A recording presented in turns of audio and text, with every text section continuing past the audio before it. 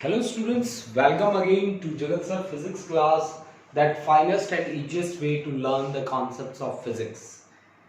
And अगर students आप यहाँ से मेरे चैनल के थ्रू प्रिपेयर कर रहे हैं आप बच्चे, तो आई एम श्योर कि आपको फिजिक्स से प्रेम हो जाएगा, प्यार हो जाएगा, सच्चे वाला जिसे बोलते हैं ना, एक सब्जेक्ट से सच्चे वाला प्यार हो जाना, वो प्यार आपको यहाँ पे मिलेगा। स्टूडेंट्स, हम स्टेप टू स्टेप हर चीज को कवर करते जा रहे हैं। हमारा जो वे है वो वे ये है कि आप पहले किसी भी कॉन्सेप्ट को इजीएस्ट फॉर्म में लेके आओ। अगर आपके पास इजीएस्ट फॉर्म आ जाती है, उसके बाद आप उस पर वर्क करना स्टार्ट कर दीजिए। स्टूडेंट, हमने लास्ट टाइम जो वर्क किया था वो 3 इक्वेशन ऑफ मोशन हमने बनाई थी, और वो बड़ा ही सिंपलेस्ट हमारे पास अरेंजमेंट था कि एक गाड़ी जा रही थी और हमने उसको यूनिफॉर्मली एक्सेलरेट किया था और उससे 3 इक्वेशंस हमारी बनी। आज हमारे पास फिर से कॉन्सेप्ट क्या कहता है कि आप ग्राफिकली वर्क करके दिखाइए। जब आप ग्राफिकली वर्क कर रहे हैं वेलोसिटी और टाइम में, तो आपको पता है वेलोसिटी इनटू टाइम क्या होता है? डिस्प्लेसमेंट। यानी कि area under this graph, velocity time graph will provide the value of displacement. One thing you have to keep in mind. Okay. Second thing, velocity upon time, यानी कि यहाँ पे slope यानी कि टेंजेंट थीटा क्या किसकी वैल्यू प्रोवाइड करेगा? Acceleration की वैल्यू प्रोवाइड करेगा। अब मान लीजिए आप लोग जब यहाँ पे काम कर रहे हैं velocity time graph of A uniformly accelerated motion, basic फंडा मेरा क्या है यहाँ पे? आज बेसिक फंडा मेरा ये है कि आज मैं 3 इक्वेशंस बनाना चाहता हूँ। 3 इक्वेशन ऑफ मोशन मैं बनाना चाहता हूं, जिनके ऊपर बेस होके मैं डिफरेंट न्यूमेरिकल्स परफॉर्म करूंगा। हाँ स्टूडेंट, उनमें कुछ शॉर्ट ट्रिक्स हमारे सामने आएंगी, कुछ एक चैलेंजेस हमारे सामने आएंगे, तो उन चैलेंजेस को भी हमें फेस करना है, बट पहले हम अपना बेस तो बना लें, ठीक है ना? तो इसीलिए आज मैंने ये वीडियो बनाई है स्पेशली। बहुत ही ईजी होने वाली है ये वीडियो, आप लास्ट तक मेरे साथ जुड़े रहिए। उसके बाद आपको कोई कॉपी पेन उठाने की भी जरूरत नहीं पड़ेगी स्टूडेंट्स। आई एम 100% श्योर, ठीक है? मैं इस बात में कोई वो नहीं है, मेरे को डाउट नहीं है, मैं 100% श्योर हूं। आप मेरी ये वीडियो लास्ट तक देख लीजिए, उसके बाद आपको इस कॉन्सेप्ट पे फर्दर कोई भी बोलते ना वर्क करने की कोई भी जरूरत नहीं पड़ेगी, ठीक है? चलो स्टार्ट करते हैं।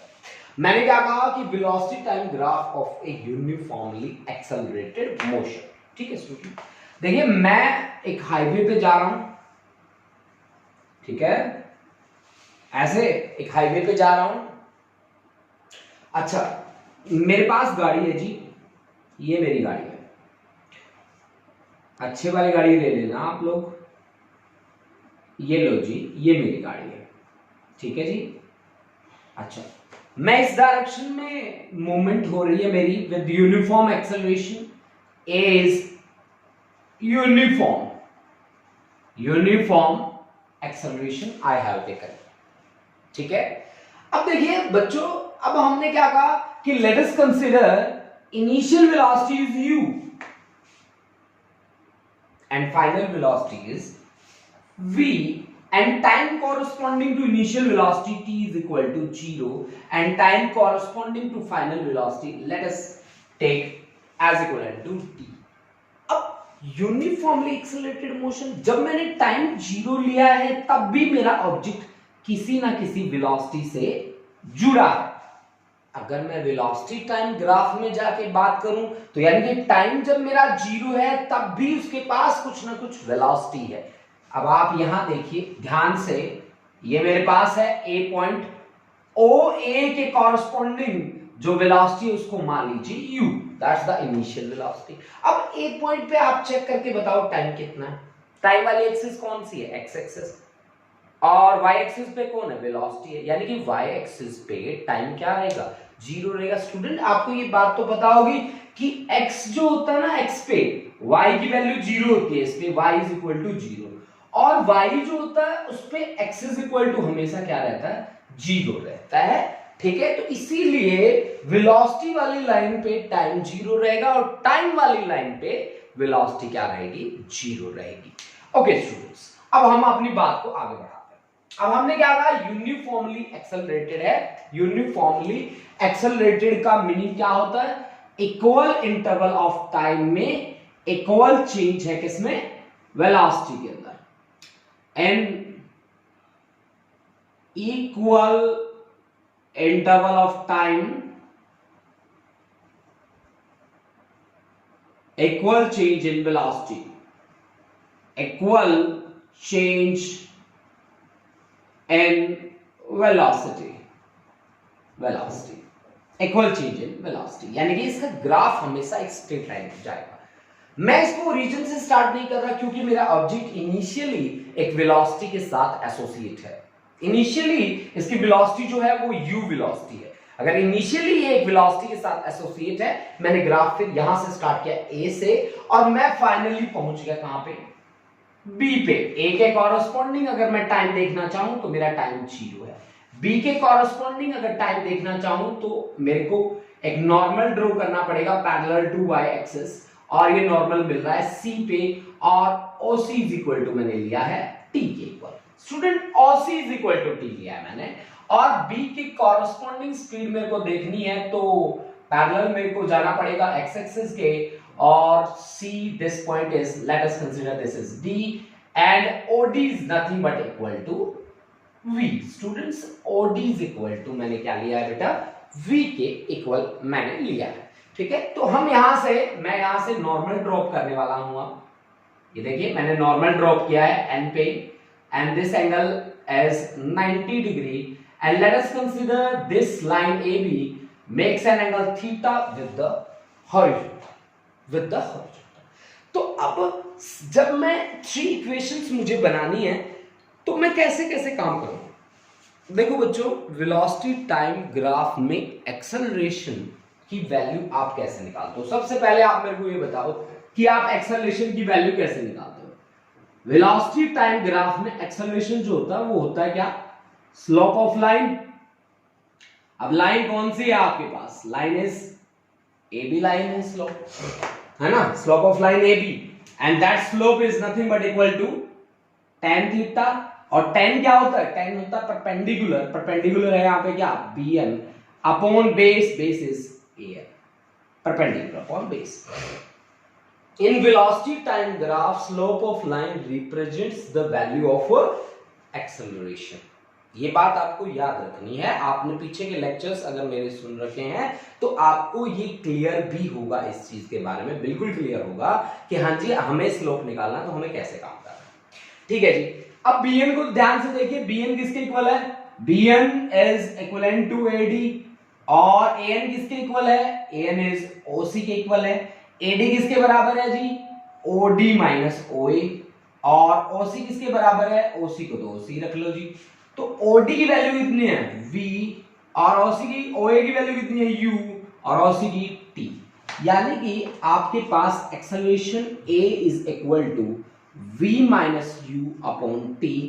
अगर आप क्रॉस प्रोडक्ट करते हैं तो V minus U is equal to A into T, then V is equal to U plus AT। देखिए बिल्कुल इजीएस्ट वे था, हमने क्या निकाल दी है, this is first equation of motion, this is first equation of motion. बच्चा party बहुत ही easy रहा है हमारे लिए, कोई डिफिकल्ट हमारे लिए कोई बड़ा टास्क नहीं रहा हमारे पास, और हमने बड़ा ही इजीली इसके साथ डील भी किया है।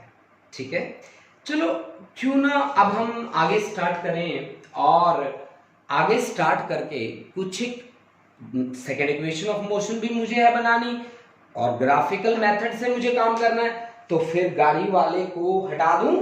ठीक है जी, फर्स्ट इक्वेशन आपकी बन चुकी है, first equation v is equal to u plus AT। अब बारी है किसकी, सेकेंड इक्वेशन। बच्चों देखो आपको क्या निकालना है, अब बाकी जो दोनों की दोनों इक्वेशन बची हैं, v is equal to u plus AT तो हमने बना दी। हमारे पास 3 इक्वेशंस हैं, वो तीनों की तीनों इक्वेशन क्या क्या हैं मैं एक बार फिर से लिख देता हूं यहाँ पे, v is equal to u plus AT। एक इक्वेशन तो आपके पास है ये, सेकेंड इक्वेशन है s is equal to ut plus half AT square, और थर्ड इक्वेशन है v square minus u square is equal to 2as। ये तीनों की तीनों इक्वेशंस हैं जो आज हमें ग्राफिकल मेथड की हेल्प से बनानी है। देखो बच्चों, मैंने आपको पहले ही बताया था कि अगर आप वेलोसिटी को टाइम से डिवाइड करते हो तो स्लोप आएगा, आपके पास 10 आएगा। अगर मैं इसको इससे मल्टीप्लाई करता हूं तो मेरे पास डिस्प्लेसमेंट आता है, यानी कि displacement from A to B. अब मैं काम करना स्टार्ट करता हूं और मैं पहला वर्ड लिखता हूं, वो वर्ड है displacement. Displacement from A to B, displacement from A to B क्या रहेगा आप बताइए मुझे। From A to B displacement is area under A B. A B के अंडर एरिया कितना है? अब ए बी के अंडर अगर आप ध्यान से देख पा रहे हैं तो एरिया, तो मैं ये शेडेड कर रहा हूं पूरे पोर्शन को, ये देखिए ये पूरा का पूरा एरिया आ जाता है। ये जो मैंने डॉटेड डॉटेड एरिया किया है, ये पूरा एरिया ए बी के अंडर आ जाता है जी। तो एरिया अंडर ए बी, आप इसको ऐसे भी लिख सकते हो कि area of right angle triangle. Right angle triangle कौन सा है? ABN, plus area of rectangle, rectangle का area O A N C. O A N C ध्यान से देख लीजिए डायग्राम के अंदर। तो area of right angle triangle कितना होता है? Half base into height. Base कितना है? ए एन, और हाइट कितना है? बी एन, प्लस रेक्टेंगल का एरिया आपके पास होगा ओ ए मल्टीप्लाइड बाई ओ सी। अब देखो बच्चों, हाफ डिस्प्लेसमेंट को मान लेते हैं from A to B is S, then S is equal to half A N की वैल्यू कितनी है जी?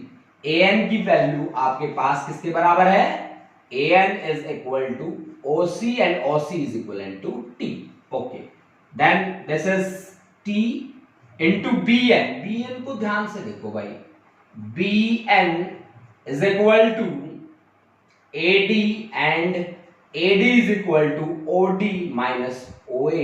OD is V minus U. Then this is V minus U plus OA. OA की value है U, OC की value है आपके पास T। मुझे क्या बनाना बच्चों? S is equal to UT plus half AT square, यही बनाना ना। तो अब V minus U की जगह आप क्या रखेंगे? V minus U is equal to AT। तो आपके पास S is equal to क्या बना बोलो? S is equal to half into T into AT plus U into T. Then S becomes equal to U into T plus half A T square. This is second equation of motion. Second equation of motion. This is second equation of motion. ठीक है? अब देखो, आपने area जो निकाला है, area आपने break करके निकाला, किसको? एक राइट एंगल ट्राइंगल को, और दूसरा आपने रेक्टेंगल को। इसकी जगह पे आप ट्रेपीजियम लेके भी वर्क कर सकते थे बहुत इजीली। अब आपको पता है कि ट्रेपीजियम का जहां एरिया निकालना पड़ता है, आप क्या करते हो? Half sum of parallel sides multiplied by height, multiplied by height. आपके पास यही रहता है कि half into sum of parallel sides multiplied by height.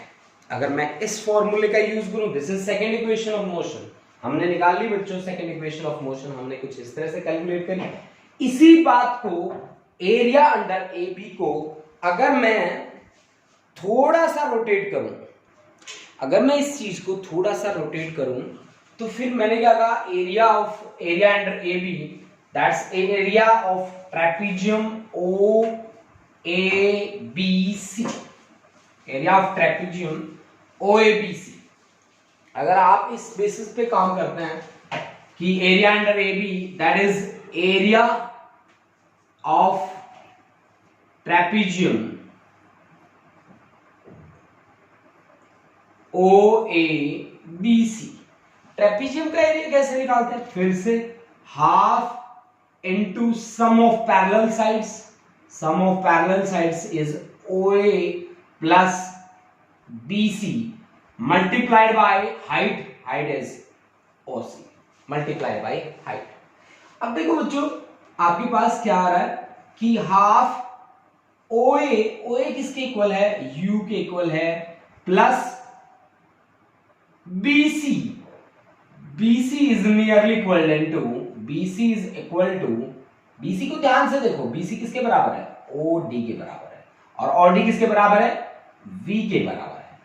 तो U plus V into OC, OC की वैल्यू कितना है बेटा? T है। थर्ड इक्वेशन आप क्या बनाना चाहते हो? V square minus U square is equal to 2AS, यानी कि आपको कहीं ना कहीं T को खत्म करना है। आपको पता ही है फिर, एज वी नो, डिस्प्लेसमेंट को एस से लिखते जाएं आप लोग, एस से लिखते जाएं। एज वी नो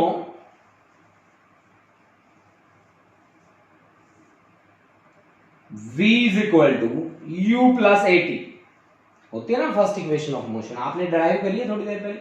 तो v minus u is equal to a into t, तो अकेला t आपके पास आ जाएगा v minus u upon a. इसका वैल्यू यहां से उठा के और यहां पर रख दीजिए, ठीक है? यहां से उठा के यहां रख दीजिए। यहां जैसे ही आप वैल्यू रखेंगे तो s is equal to half v plus u into t की वैल्यू है v minus u upon a. अब बच्चों देखो ध्यान से, ये a प्लस बी, ये a minus b, a plus b into a minus b क्या होता है बेटा? A square minus b square. तो s is equal to half v square minus u square upon ए।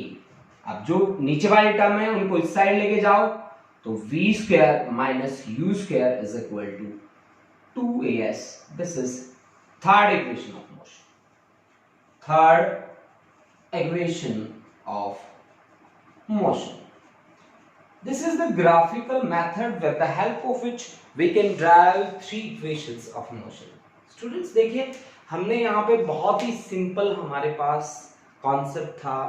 उस कॉन्सेप्ट में हमने क्या किया कि हमारे पास था एक यूनिफॉर्मली एक्सेलरेटेड ऑब्जेक्ट था, ठीक है, जिसको हमने एक ऑब्जेक्ट था जिसको हमने यूनिफॉर्म रेट से एक्सेलरेट किया था, और उसका ग्राफिकल प्रेजेंटेशन हमने दिया एक स्ट्रेट लाइन से, और उसी पे बेस होके हमने तीनों इक्वेशंस बनाए।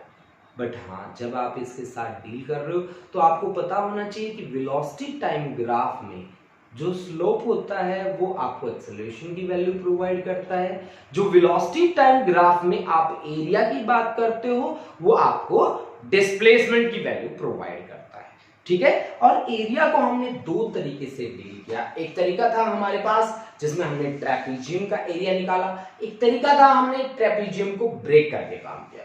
तो आपको ये बातें ध्यान रखनी है while dealing with graphical form of three equation of motion. The concept is velocity time graph of uniformly accelerated motion. तो बच्चा पार्टी, हमारे पास थ्री इक्वेशंस आई हैं। आप उन तीनों की तीनों इक्वेशन के साथ बहुत ही अच्छी तरह से डील करें।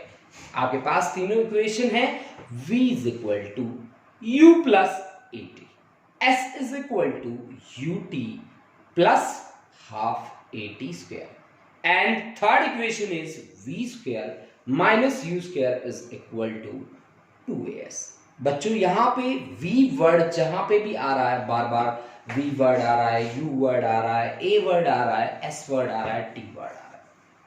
यहाँ पे v का मतलब है फाइनल वेलोसिटी, u का मतलब है इनिशियल वेलोसिटी, a का मतलब है एक्सेलरेशन, और t का मीनिंग है यहाँ पे टाइम के साथ डील करता है।